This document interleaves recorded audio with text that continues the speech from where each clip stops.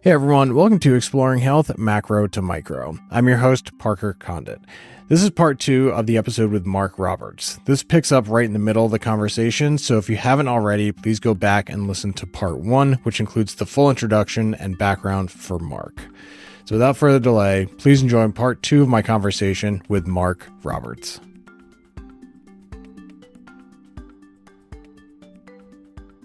Do you do anything where you're trying to teach people that introspection? I guess it goes into the mindfulness where like they're going to be a better participant in that interaction of understanding when they don't feel great and when they do feel great. Yeah, a lot of it is introspection. A lot of it is being present. Phones in the gym are one of those big debates. Should you have your phone in the gym? Should you not have the phone in the gym? When I train, it's unfortunately as a gym owner, it's pretty difficult to be away from your phone for 2 hours or whatever. But the best training sessions are the ones where I can leave my phone alone and I can stay present and focus on what I'm trying to achieve. And a lot of people these days don't do that. They don't. I call it a body check-in. I say I check in with my body every morning after years of injuries and rehabbing and things like that. If I don't check in with my body in the morning or after a training session, that's normally when things start to go downhill. So the biggest one is just remaining present, teaching people that they need to create. It goes back to I'm the co-pilot. I need to give you the tools, but you need to be the one that wields them. And so do you check in with your body? Have you actually woken up and done anything to see, do you feel good? Do you feel sluggish? And that's a skill within itself. And that's something that you can sharpen over time of knowing when it is there and knowing when it isn't there. There's a big disconnect with a lot of people between their ability to mentally recognize what's physically going on. And so that's something that we constantly, it's a constant conversation with people to make sure that they're not disconnecting, getting on their phone and Instagram between reps, especially in such a technical sport like weightlifting. I know when you're just growing out and you're bodybuilding, your weight training, and it might not be as crucial, but weightlifting is a skill-based strength sport, is how I always describe it to people, because just like you play basketball and you have your on-court training and then you go to the gym and you do your strength and conditioning. The reason I love coaching weightlifting is because that's the same thing. Your on-court training is your snatch and your clean and jerk and its variations. Your strength and conditioning is the squats, the presses, the core work, and all of the other things. So as a strength coach, I love it because I get to do the skill and I get to teach the strength and conditioning. So I get to pair both things, which I love about sports. So there really is no other way of being a good weightlifter. You have to be present. You have to understand what your body's feeling, if it's there, if it's not there, and like gaining proprioception, and understanding what position your body's in. And that's a skill that comes with time, but the more present you are, the faster you'll develop that skill. The more disconnected you are from how your body feels. And oh yeah, my shoulder is hurting today. I'm like, didn't you figure that out 8 hours ago when you woke up and you moved around? Oh no, I haven't actually moved with any intent yet today. Well, that's possibly one of the reasons why your body is in pain, is because you don't move with intent. You're stuck up here instead of having that mind-body connection. Do you do anything in your classes with like breath work, maybe in the beginning of a class or maybe to cool down, just where people can sit with themselves, probably in some level of silence, just to kind of be like, because when you do that, you're like, oh, I can feel my heart beating. I can feel myself slowing down my respiratory rate. You can feel where muscles are sore. You can, if you're sitting on the ground, you can feel sort of your sit bones like driving into the ground. You can feel if they're uneven. Do you do anything like that in your classes? So I don't really teach the classes. So it's not, I do in the weightlifting side of things. Yes, we try and promote it gym wide.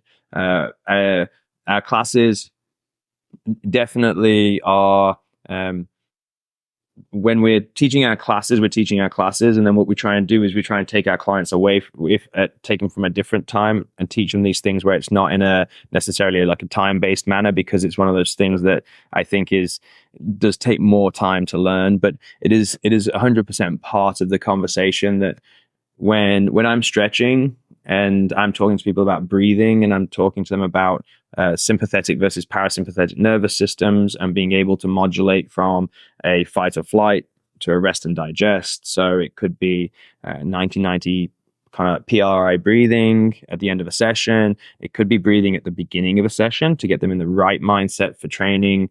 I talk about it in terms of self-myofascial release, that if you've got a lacrosse ball stuck into your teres major, teres minor, and you want to scream, that if you breathe and you take your time, and every time you breathe out, you focus on that lacrosse ball sinking into the muscle more, that you can actually.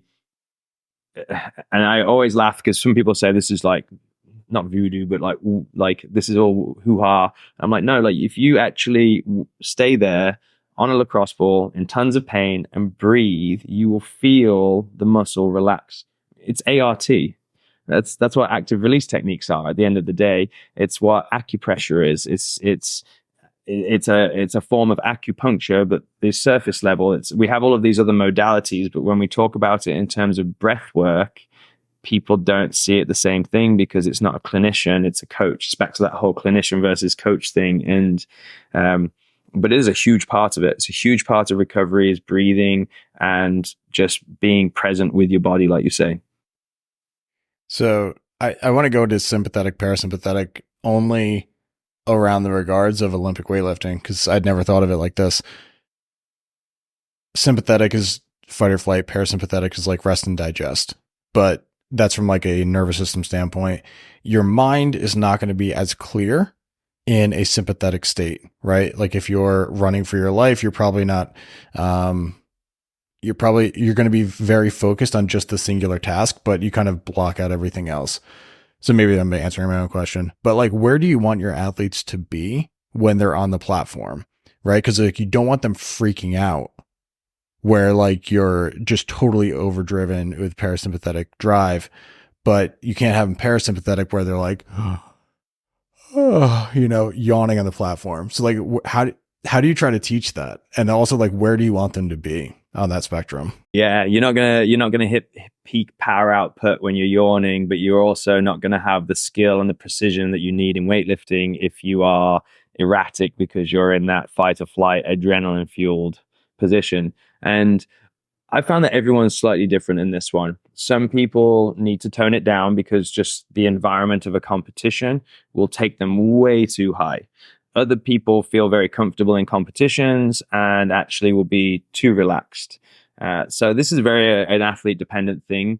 And there's very much like we talk about the inverted U theory of arousal when it comes to performance, and too much arousal normally decreases performance. But you do need that fight or flight. You do need that adrenaline. You do need your nervous system to be firing very fast for weightlifting. And so one of the breathing drills are a huge part of it. Being able to learn how to control your heart rate when you are in those environments is extremely important. So breathing is 100% one of the ways in which we do that, because when you're breathing, it's one of the ways in which we can take something that is autonomic. It's part of the autonomic nervous system. Breathing, we do it naturally, and then it's also part of that somatic where we can take control when we want to and use it. And breathwork obviously is a very powerful way to modulate your nervous system. So we do teach a lot of that for our athletes as they go in, and everyone kind of has to play with it. We as weightlifters, when you're beginning, we try and get our weightlifters to compete quite often. So beginner weightlifter, we want them to compete 4, 5, maybe even 6 times a year. Doesn't mean we're going to peak for a weightlifting competition, but it just means that we're going to have multiple exposures to that situation where they're going to learn, how is my body going to adapt? Am I going to freak out? And like one of my athletes who has always kind of struggled with this, one of the things I told her the other day in her last competition, I said, when you get out there on the platform, I said, you've already got a total. You've already hit snatch, you've already hit a clean and jerk. This really doesn't matter. This last lift is for you. But what I want you to do as you stand there by the barbell is I want you to just look around, look at everybody, take a deep breath, and realize that it's kind of like it's just a bunch of people, right? There is no you're not in trouble. You're not fighting for your life. Your body's telling you you are, but you're not. And a lot of the time, I tell people it's just a metal stick with some circles on the end. Like it's not a big deal. We make it a big deal. And so I try and again, it goes back to being present. And there's other ways too. Like I have a mantra. I have a mantra that when I get on the platform, I repeat to myself, and it centers me and it brings me back. So my awareness is to what I'm trying to do and what I'm trying to achieve. I think that's a big part of it is having that. So I repeat that mantra to myself. I go in with a mindset. I have 3 words actually that when I compete, I tell myself that what I want people to do is if they see me compete, I want them to say, wow, this guy really emulates these 3 things. And I can really see them when he competes. And so it kind of centers me in my behavior to the way that I want to portray myself when I compete as well. So it's a lot of mindfulness, right? A lot of being present, staying mindful, centering myself, and then controlling that breathing as well. And it's definitely not something that you're like, oh yeah, you'll have it like that. I have athletes that 5 years in still, they get on platform. They weren't athletes when they were younger, so they haven't had as much experience being in competitive environments. And it does take a while, especially with adults who haven't been exposed. If you have as a kid, it's a lot easier to transfer that skill. Jamie, for example, if you can do a backflip on a balance beam, you can probably go out on a platform and weightlift. But if you've never done that, it's going to be extremely difficult. Or I came from team sports, and so I played something. I played badminton, so I had some individual sports experience, but still stepping on a platform in a leotard and lifting 3 and only having 3 attempts at each lift, the pressure is a lot higher. And so everyone's different, but there certainly is tactics in what you can use, like you say, breathing and staying present, that can help all of that. Yeah, it's a skill like anything else, right? I do want to highlight the importance of breathing because any opportunity I can get, I try to. You mentioned it, where you can use your breath to control your states, which is almost unlike any other physiologic like process within us. Like you can't. I mean, maybe if you're like a monk, you can control your heart rate in a really powerful and direct way. But most people, you can use your breath work. And it is one of those things that does run in the background, which is super convenient. I always give the example of dolphins, right? Dolphins don't have that. It's entirely a voluntary process. So dolphins can't really ever sleep. They turn off, half of their brain sleeps. So the other half can keep them awake and alert and keep them breathing. And then the other half has to sleep. But they always have to be awake to some extent. Like imagine how annoying that would be as humans. So it's awesome that we don't have to think about breathing while we sleep. We can just sleep. But I think a lot of people just rely on that too heavily, and they don't take advantage of the fact that it's like, oh, this is something we can control too. And we can hold our breath. We all know how unpleasant that gets at a certain point, but then we can control how long we inhale. We can control how long we exhale. And once you start looking into those things, you can really start to manipulate and control your state in a more powerful way, where you're not just along for the ride, but you can actually drive changes from one state to the other. So I highly encourage anyone listening who wants to learn more about it to just start looking into breath work. Do you have any resources that you point people towards when it comes to breath work? I use some apps actually. I use Oak. There's an Oak app which is pretty good.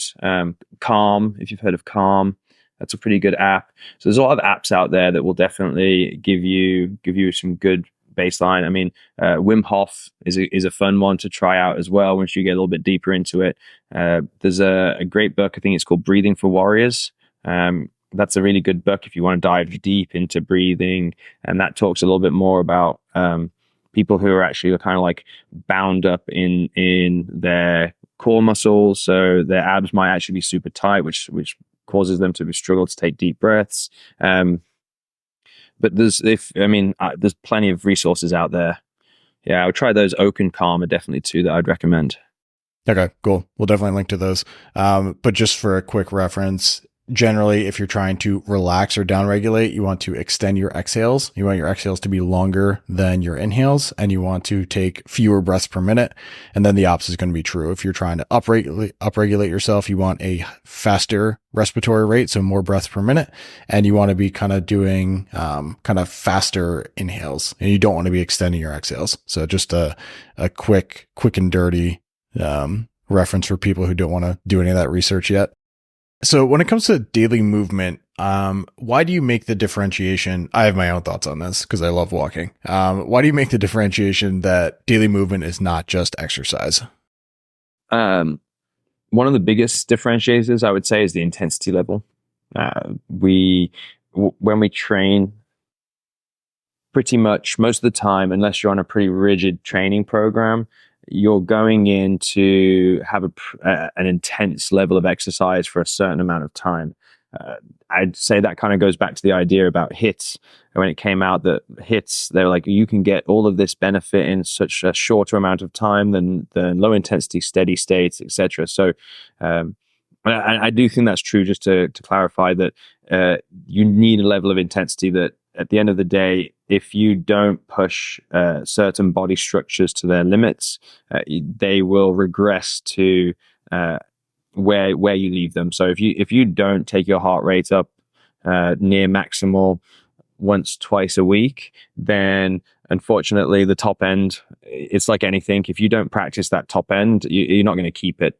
It's kind of like that use it or lose it analogy. If you don't try and push your muscles to some level of maximum, whether that's a 1 rep max or 15 rep max or kind of like a rep max of another way, you're going to start regressing in some way. We see it in sarcopenia in adults and all sorts like that. But when we talk about recovery with our athletes, and this actually speaks more to the daily movement kind of thing, is you've got to remember that our body is, I try and explain it, it's chemical, it's mechanical, and so there's all these different components in it that we need to make sure that are running smoothly.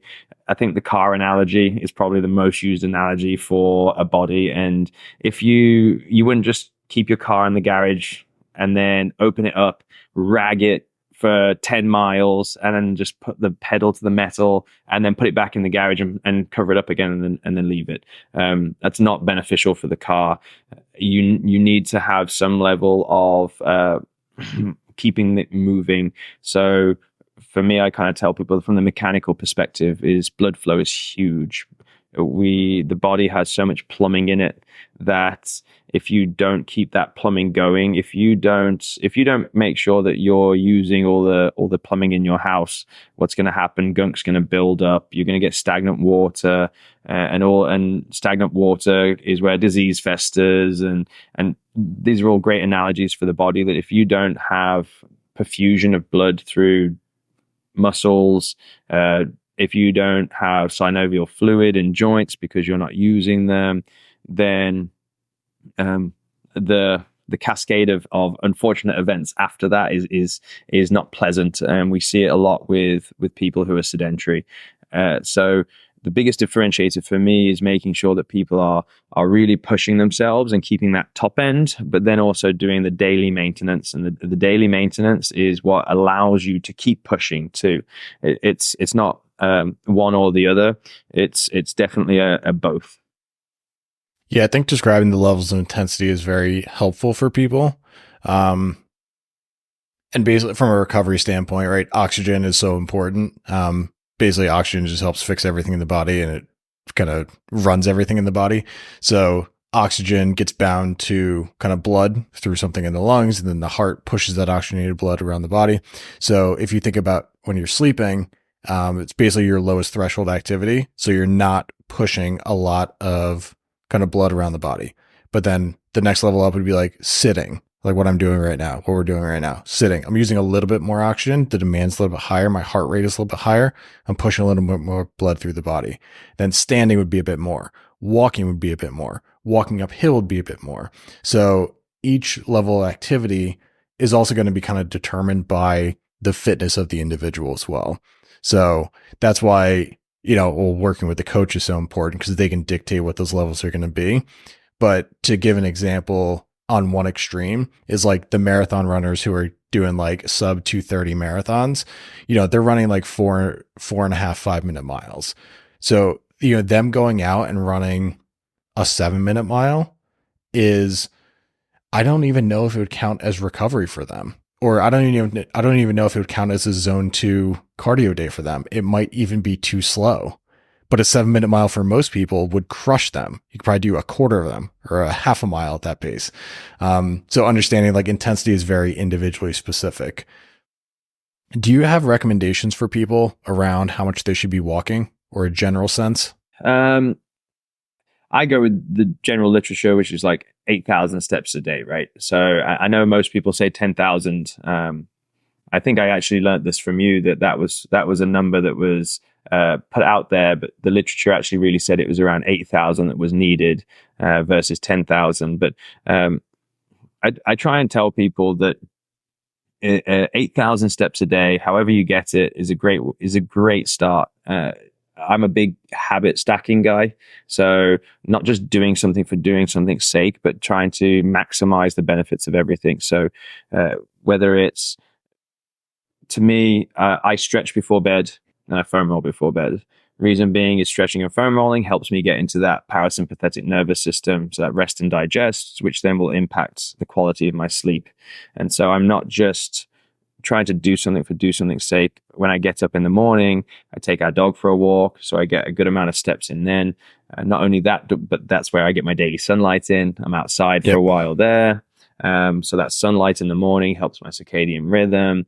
And so my daily movement is very much built around the recovery, number one, like you say. So obviously weightlifter is very lower body heavy. Nothing is going to help the hips and the legs recover like some low intensity walking, something like that. And then my other daily movement is built around making sure that I'm flexible. And so before bed, I'm getting that rest and digest. So I try and tell people that the walking is fantastic. Walking, get outside. If you're not getting outside for at least 30 minutes a day, that's life changing, honestly. Get outside for 30 minutes a day. And then you should be doing 10, 15 minutes of stretching, light stretching to moderate intense if you have a reason to, with some foam rolling and some other things as well, which can really impact either your movement throughout the day. If you get up and stretch or go for a walk and stretch in the morning, you'll feel so much better throughout the day. And then again at night, it will impact your sleep. So if you're someone that struggles to fall asleep, if you stretch, foam roll, breathe, and then go to bed, those four things as a habit stack is killer for anybody that struggles to sleep at night. Yeah, it's a great recommendation. I think the 10,000 steps a day thing, I forget when it came out, but I know it came from a Japanese pedometer maker. So it was a marketing thing, not a research thing. Say like, you should walk 10,000 steps a day and also buy my step counter. But yeah, 8,000 steps a day has a lot of research around it from an all-cause mortality standpoint. It's slightly above the 7,500 steps a day, which is in reference to lower incidence of depression in women. I think 8,000 is also the threshold for being the minimum to maintain weight generally. So there's just a lot of thresholds right around 8,000 that are a good minimum to adhere to. And then the other thing I always say about step count is like it's a non-linear dose response. So the benefit you get from adding 1,000 steps a day, going from like 5,000 steps a day to 6,000 steps a day, that's a greater benefit than going from 20,000 steps a day to 21,000 steps a day. So it does diminish over time, which should be encouraging for people who don't walk a lot. It's like you're going to see the biggest benefit doing it just a little bit more. It's like whatever that number is, a little bit more is incredibly beneficial. Yeah. And this, a lot of people I speak to about this, it really depends too on what your job's like too. If you have a pretty manually intensive job, then your need for this is a lot lower than somebody that is working from home. I think after COVID and everyone, the rise of people working from home has had a huge impact on some of the issues that we see in people's health these days. And for a lot of people, their daily movement should correspond to the other things that they have in their day as well. If you're already going to be walking a lot in your day, or I knew I was going to be on this podcast, so I'd been paying a little bit more attention to my daily movement. In a 6,000 square foot gym, I'll sometimes cover 5.5 to 6 miles a day, which Yep. is pretty crazy when you think about the space we're in versus the amount of steps that we're taking. And a mile of that is our walk in the morning with the dog. So walking around 4 to 4.5 miles a day inside a gym is. Do I need to go outside and get a walk in? Probably not, but I do anyway for that daily sunlight and that other thing. So depending on what you're doing throughout the day, depending on what your job is, would dictate to me what you need to be adding. And especially people that want to lose weight, gain weight, or whatever it might be, looking at your daily movement, your non-exercise activity time, we call it, where you're not intensely exercising or specified exercise, is more often than not, I find the factor that plays the biggest role in success in manipulating body weight as well. Yep. Yeah, walking is incredibly important for that reason. I had another question, but it's escaping me right now, so hopefully I'm going to come back to it. Can you kind of describe how the classes are structured? Because I know a lot of people, it can be enticing to kind of chase performance, but a lot of people don't have that foundation. So do you kind of structure a hierarchy from like the fitness side of things that sort of forces them to kind of go through these levels and not immediately chase performance?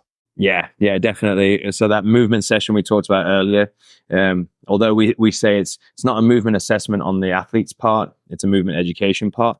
For us, it's giving us an indication of where somebody needs to start, their weak points, where we need to front load more education, and then what we do from there is we always try and tell people it's a prescriptive way of doing fitness, not you just deciding. So we want to always prescribe the right dose amount for somebody when they come into the gym. And for some people, we have rehabilitation. So some people might be injured or just extremely detrained, and we recommend them actually working a little bit more one-on-one with a coach so that they can get to a point where they can jump into a class and work in a class-based environment with a coach watching them. And then we have 2 levels of class. We have our CrossFit class, which is definitely kind of more that middle of the pyramids that we talk about with fitness and health.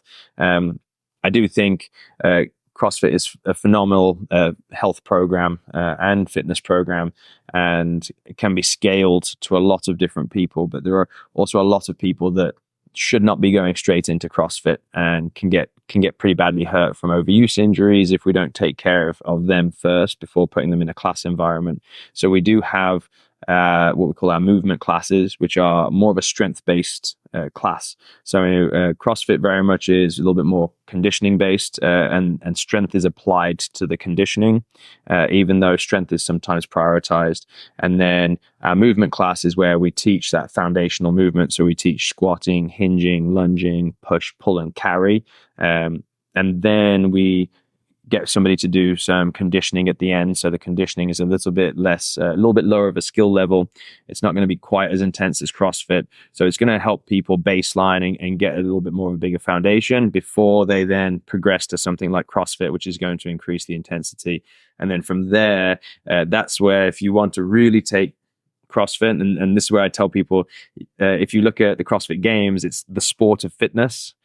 It's not necessarily CrossFit, and there's a big differentiator when you talk to HQ about that. Is the sport of fitness is very different from your everyday CrossFit class, and if you want to do that, then we can scale up. Or if you want to go from that movement class into strength training, we can go into a strength training route, and then you can even go into sports performance, weightlifting, powerlifting on top of that. So we really kind of try and place people where they want to be, with also us saying this is where you need to be, and then we create a direct route for them to actually know that you're not going to stay here forever, but actually you'll get to where you want to be faster if you work on the things that you need to versus us getting into that top end. I see that a lot with weightlifters. Weightlifting, like I say, that's that really, really high level skill. I mean, we have weights overhead in every movement, snatch and clean and jerk. And if you don't have prerequisite core control to be able to stabilize your spine, then shoulders and hips are just going to take a battering. And so if you really want to be a great weightlifter, we also have to take care of some of those other things first before you can really excel at weightlifting. So that's from kind of a Gen Pop example. I think this will probably translate to youth as well. Do you work with like youth athletes for weightlifting? Yeah, we have our youngest athlete is 8 years old, and then we have 10-year-old, 12-year-old, 13-year-olds, and then quite a few 13, 14, 15, all the way through to masters lifters as well, over 35. So quite a few youngsters.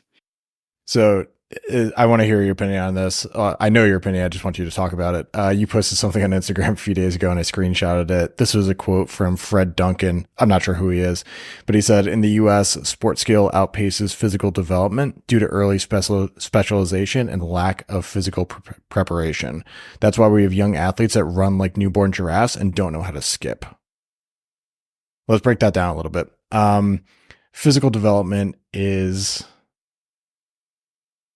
like, so can you just start by describing like what sport skill is versus physical development? And I think this will relate because most of our audience is between like 35 and 50. So they're kind of the age of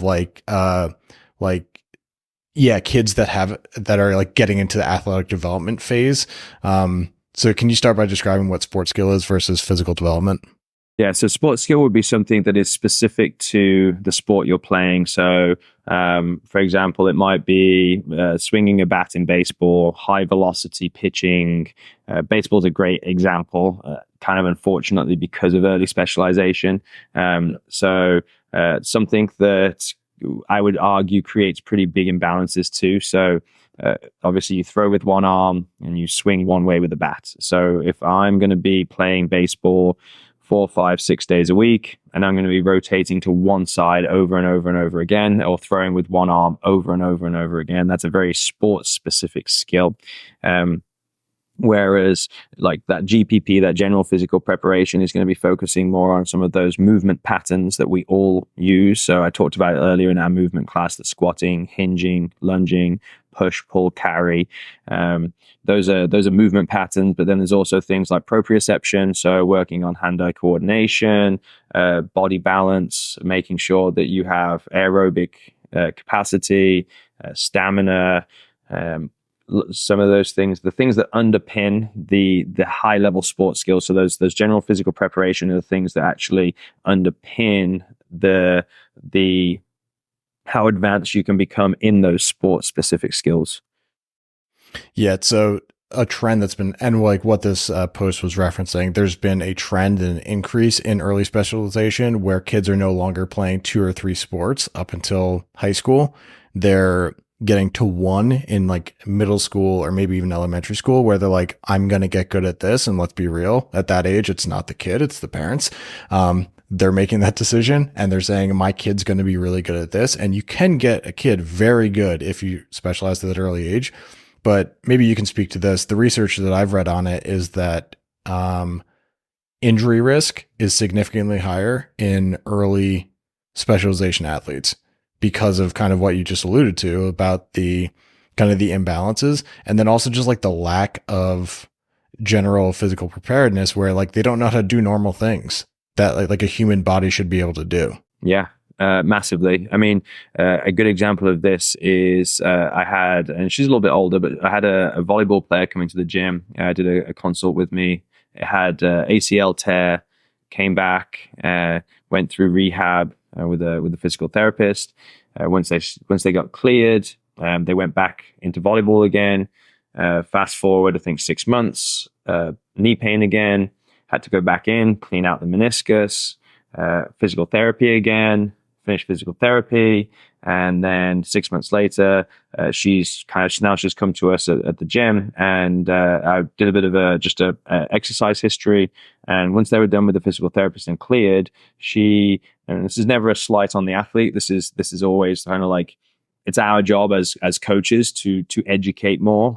But Hmm. she was training by herself in like a crunch fitness, and so post ACL, post meniscus, so 2 surgeries, and then she's doing her own coaching. She's doing her own training. So there's no guidance, there's no load management, and kind of said to her, like, what else have you done? Oh, well, we did some speed, quickness, and agility drills with another coach, and it always goes back to that. I've got to get better at my sport, and Hmm.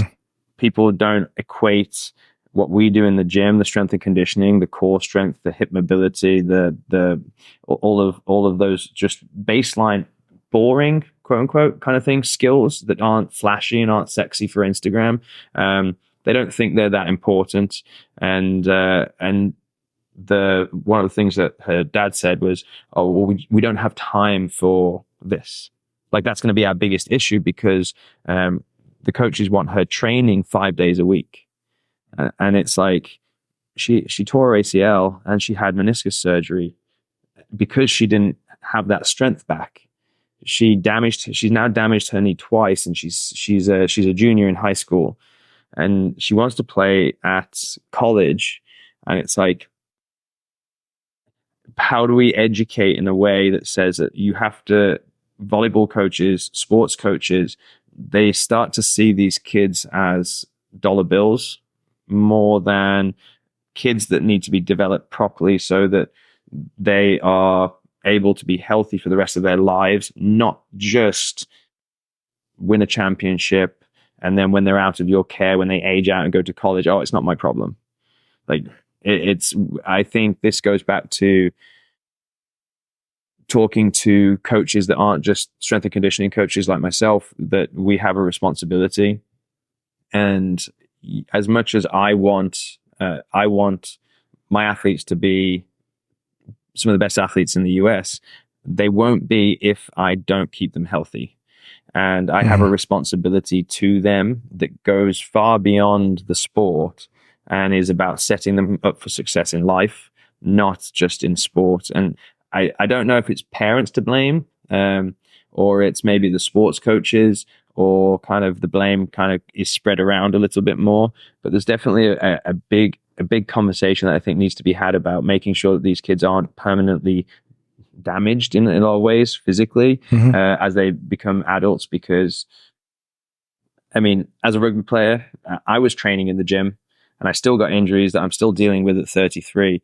So how we approach that in a country where we prioritize sports as a business, and a lot of the time it's not thought about, like these are people, these are kids that we could be harming for a lot longer than the 1 year, 2 year, 3 years that they're under our care. That when we pass them along to the next person, we should be trying to pass them along in a way that they are their absolute best, even if it doesn't necessarily help my bottom line or help me in my career as a coach. If and that goes back to, like I say, if I'll be a successful coach and business owner if I create successful athletes. And successful athletes doesn't always mean the ones with the top results. It means the ones that are going to come back and remember that we made an impact, a positive impact on their life, physically, mentally, and emotionally, not just, oh, we got some championships. Yep. It's a much broader conversation. And I think there's definitely societal pressure, right? And social media is probably showing exposure to this. And there's probably a lot of like Me Too behavior. Well, it's like you see what the competition is doing, be like, I have to be doing that too, or my kids have to be doing that too, or my team has to be doing that too. There's a lot of influences to this for sure. And usually I'm always on the side of thing that I don't point towards nefarious behavior right away. I think most people are operating thinking like this is the best for these athletes. It's usually just a lack of education. So it's why it's like one of those points I usually try to bring up anytime youth athletes come up. Cause yeah, I train plenty of really good youth golfers, like unbelievable, and talk about a skill and precision based sport. Mental precision as well. But then like you throw them a tennis ball and like they don't know what to do with it. It's like their first time in their body. Or skipping is another good example where it's like that reciprocal opposite arm, opposite leg movement, which you do when you walk naturally, but you try to add a little bit of intensity to it. and people end up doing like right arm, right leg going at the same time. And you're like, it's like against what the mind wants to do. So like their body's just not even moving in a way that physiologically and instinctively it should be moving. Yeah, we're it's the like motor development is something that if you even go to less developed countries, you'll see that the motor development in kids that aren't sitting down at desks all day, that aren't sedentary, the motor development far exceeds that of some of the kids that we see in more developed countries these days, just because they're exposed to more things with a more variety. And so that foundation, and we talk about that foundation in strength all the time, of like, if you want a higher peak, build a better foundation. Yep. But that translation from general physical preparation to sport specific skills, I think is a little bit harder to explain, because there's no direct correlation from how is this in the gym going to help them do that. Yep. If they want to jump higher, then let's just keep jumping. And it's like, well, yeah, but then we've got to think about tendon strength. We've got to think about like reactivity. We've got to think about proprioception and all of these other things that go into it. But like you say, it's definitely a multifaceted conversation that we need to have. It's not nefarious intent, but it's definitely has nefarious results. And unfortunately, it's not the coaches that suffer. It's the kids. Like 2 surgeries at 16 and an ACL. Like that's a lifelong impact if it's not dealt with correctly. And the last thing we want to do is have a whole generation of kids that are suffering long term because of choices that we made as adults when we could know better if we wanted to look into it. Right. That could potentially hinder their ability to exercise the rest of their lives in the way that they want to. Yep. So I want to go through a few rapid fire things. One thing I remembered what I forgot earlier, the distinction between like walking versus exercise. I always prioritize those as like 2 separate entities, because if you lump them together, then I think when life gets busy, an exercise routine can really be something that drops off pretty early.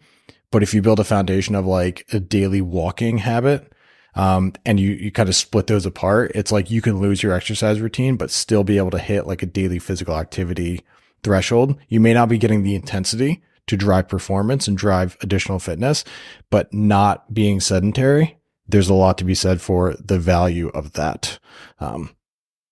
So just kind of circling back, because I always love talking about walking. I'm like, I can't believe I forgot about that.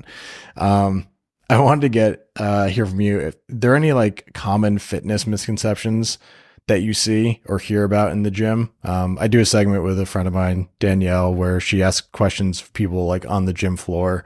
And that's just always fun to hear like what people are asking about, but you're kind of exposed to this all day. So are there any like common misconceptions that have been coming out that you'd want to share and dispel? I think probably one of the biggest ones is just that more is better.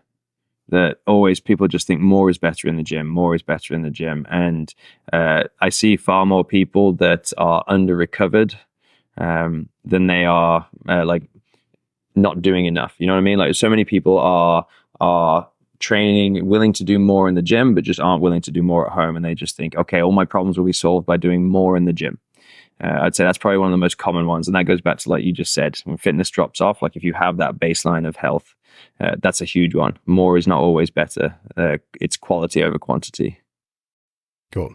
Yeah, I think that's a great one. We don't need to dig into that too much. I'd love to hear about the sponsorship program you've been trying to get up and running. And kind of to that note, a lot of this conversation is based around like, we've been speaking largely to people who are lucky enough to be in a position where they have access to a gym. They live in a safe enough space that they can kind of walk every day. They have access to food. So it is like it's a privileged position, and not everyone has access to these things, right? Unfortunately, money is such a driver in this world, but it is one of the realities. So you've tried setting up a sponsorship program for kids, but can you just share like the issues with that? it's crazy the amount of red tape involved with like just trying to get some kids sponsorship to your gym. Yeah, definitely. So what we tried to do was create a program where people who are fortunate enough to have excess finances would be able to sponsor a child to come to the gym. And so, as a gym, one thing we wanted to be able to do is have some tax relief for those people, so they're not just giving more money to the gym, but they have a benefit to it as well. So it's more fair. Uh, it's funny because we talk about early specialization and things like that with kids, but it's having, then you have people that have maybe really love their sport. A prime example of this was somebody who had Tommy John surgery, came back, and then doesn't have the finances to be able to pay for proper rehab for something like Tommy John surgery. Yep. And so what we tried to do was try and set up a way in which we can have either find donations from the local area, get local businesses involved, or even just our members donate to be able to provide rehab services or just gym memberships for people.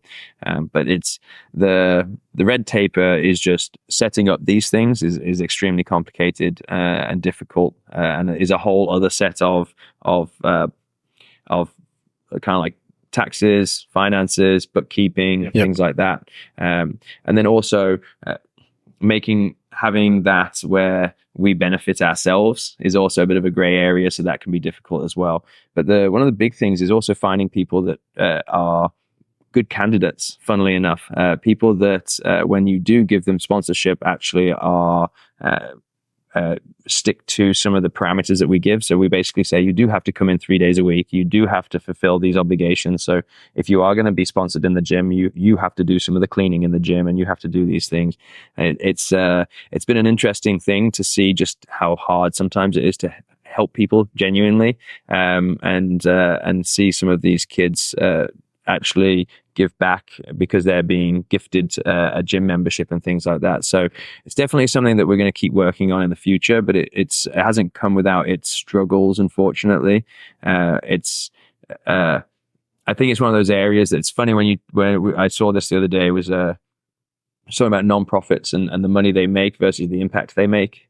And things like that. So it's definitely it's an interesting area that when I've got more time as a gym owner and business owner that I want to dive into to try and, because I know there's people out there that genuinely need this help.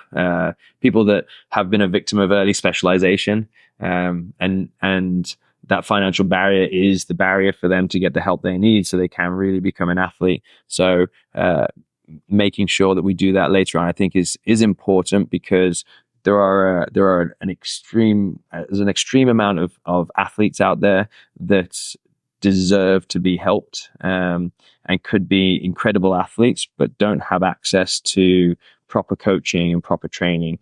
And a lot of the time, I feel like some of the best athletes we see are their situation allows them to excel. And there's a lot of kids in the same position that they could really excel, but they're just not able to get themselves in the same situation. And I'd love to be able to impact those people that just fall through that net and don't get the support that they need to get to the next level. Yeah. So anyone listening who happens to know a good Florida lawyer who specializes in nonprofit work, or an accountant who can advise on these, who wants to do some pro bono work, we'll make sure all of Mark's contact information is in the show notes. So we'll try to get you some help on that.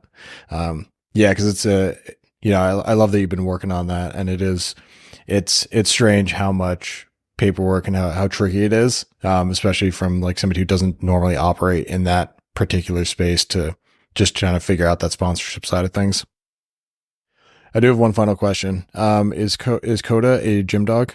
She absolutely is a gym dog. Yes. Cool. Yeah. She's it's funny, being in Florida, we get a lot of thunderstorms, and you hear a lot of dogs being afraid of thunderstorms, and the amount of weights that she hears dropping at the gym all day and the weightlifting. Right. She has never once been afraid of any thunder. And she's out there, she lies on her bed, while we're all dropping heavy weights every day.